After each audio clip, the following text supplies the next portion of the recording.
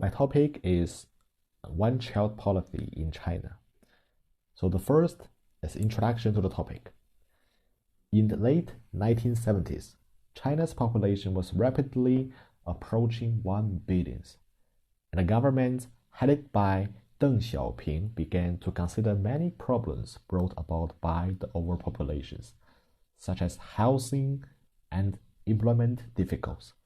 The government has established the one-child policy as basic national policies, which is to require a couple to have only one child. This had a significant impact on Chinese society. The main argument for why the one-child policy is implemented are summarized by the government as follows. First, is if the one-child policy is not implemented, the population will exceed 1.5 billion in 2010, which will bring difficulties to the realization of the 4 modernizations in China. So second, there is a contradiction between the population growth and economic constructions. Population growth will affect capital accumulation. Third, the purpose of the state to control population growth is to speed up modernization. Thus, this is closely related to the chapter on the China's revolutions and modernizations that we studied in this unit. As far as its basic goals are concerned, population policy is an important policy of ideologies and its economic strategies under the Deng Xiaoping leadership. So here's the questions. Does the one-child policies have a positive or negative impact on China? More precisely, does the cost and risk of the one-child policy overweight the benefit? This is about the controversial aspects. Some people believe that the one-child policy is necessary, and it has successfully lifted hundreds of millions of Chinese out of poverty. However, the opponents believe that the one-child policy is a major failure. It has not only caused many serious social problems, including the imbalance between the men and women, the aging of the population, but also that some local governments have adopted forced abortion measures in the implementation process, which also violated basic human rights. At the economic level, China has reduced its population by 569 million due to the one-child policies. In the short term, rapid population growth can be controlled. The quality of the population can be optimized, and the social pressures can be reduced.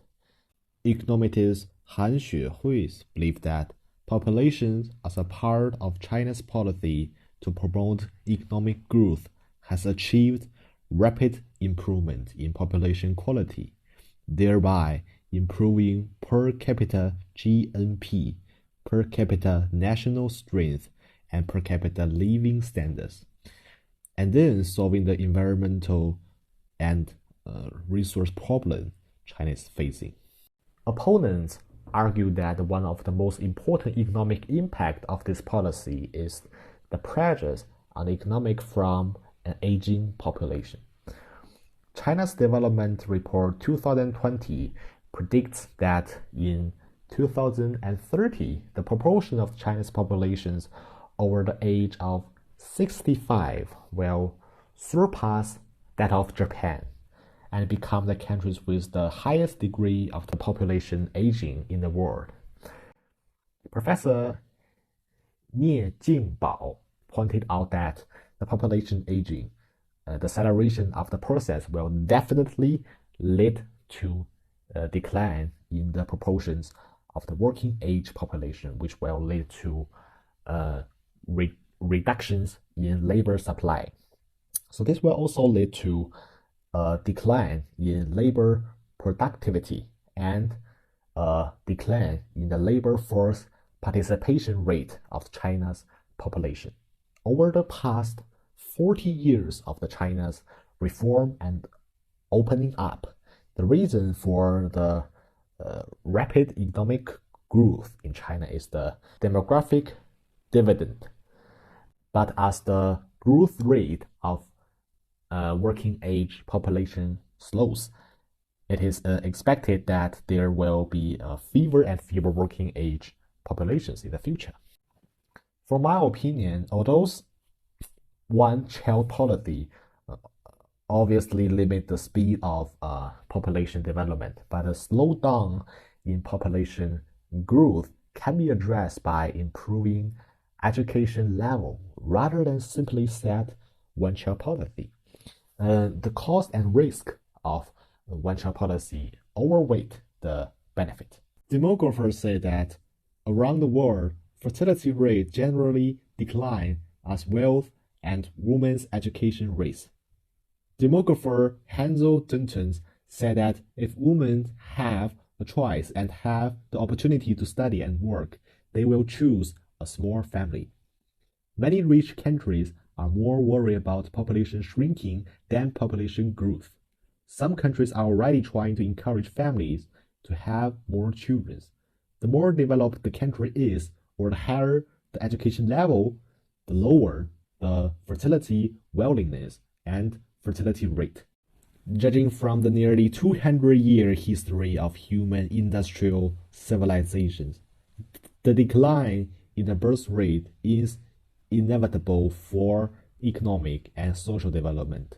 Then, population growth is also an inevitable process for developing country. Therefore, population growth and economic growth are not contradictory. They are mutually dependent. In conclusion, the one-child policy is a set of birth control systems established by the political elites of the countries based on the pessimistic population concept.